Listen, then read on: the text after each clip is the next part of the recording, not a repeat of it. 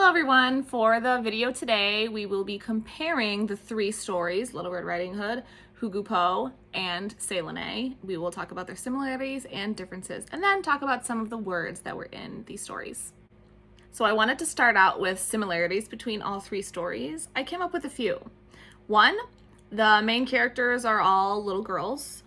2, that they were supposed to listen to their parent about something and they did not. And 3, they all had a sly, cunning animal character in them. I brought the Venn diagram to help us think of these things. So here is Little Red Riding Hood circle, this is Hugupo's circle, and Selene's circle. I have the 3 ideas right in the middle of things that are common between all 3 stories. The first word is girl, main girl character. Second word, sly animal. And third thought is that they didn't listen.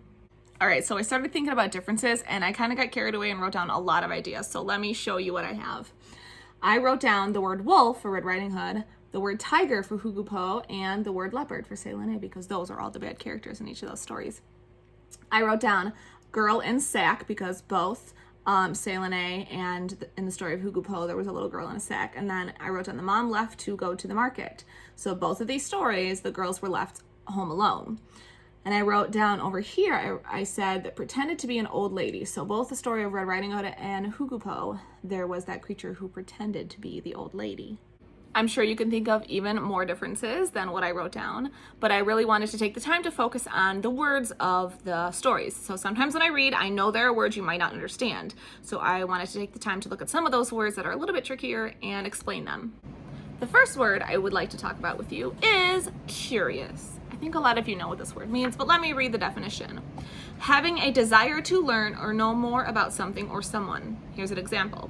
Alejandro was a curious child and asked questions about every new thing he came across. So, curious. I'm curious about a lot of things. I know you are curious about a lot of things, and I know that because you ask me questions to learn more about things. And I'm curious about stuff because I get excited when I learn something new. I think we know about our dear friend Curious George, who is so curious he often gets into trouble. Skunk! Have you ever heard of the phrase curiosity killed the cat? Well, here's a perfect example of a cat being too curious and getting into trouble. The next word I have here is darted, as in the story of Selene, where it says, the leopard put his great speed to work and darted or ran quickly across the savannah, never to bother Selene or her family again. Darted. Let me read you the definition. It says, ran or moved quickly or suddenly in a particular direction to a particular place. I wonder where these people are going, but I do know that they are darting across the field.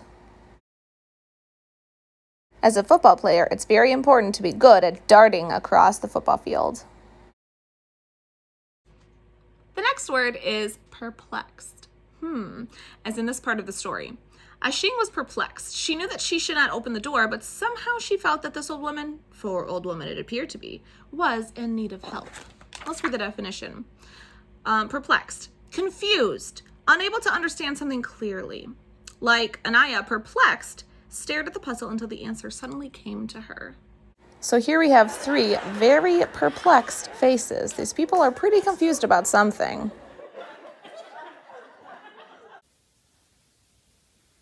Where's the lizard? I've never talked to a snake before. Can you hear me?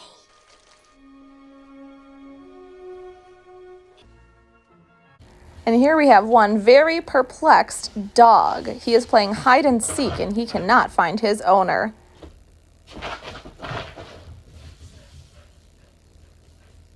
Come here, Nico.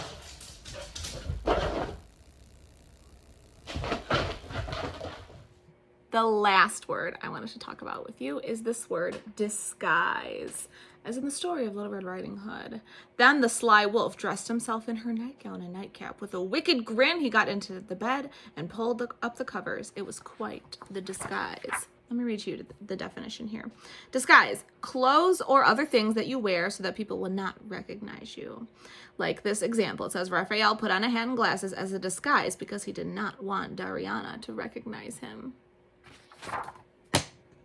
Here we have somebody named Jack discussing the word disguise with Elmo. It's kind of silly, but it's fun. You know what, Elmo? What? I happen to be a master of disguise. No! Oh, yeah. In fact, I can totally disguise myself, and you would never, ever, ever even know it was me. No! Oh, yeah. Wow. Check out my disguise expertise in action. Oh, okay. Let's see this. Oh, ah. Wow! Nice hat and glasses, Mr. Jack. Wait a minute. What? You knew it was me? Yes? Then you saw through my disguise. Elmo guess so. Okay, all right. I just have to dig a little deeper in my treasure trove of disguises. Excuse me. okay. Elmo will excuse you. In this video, you will see a dog going for a walk through a park. His owner walks by in a brand new hoodie and sunglasses, trying to disguise himself. He wants to see if his dog will notice him or not. Let's watch. Wait a minute. Is that you? I think the dog notices. The disguise didn't work so well. Dogs have a really good sense of smell, so maybe what he should have done is disguised his smell too. All right, everyone, I hope that clears up some of the words that have been used in these stories. Thank you for learning with me as always, and I'll see you next time. Bye.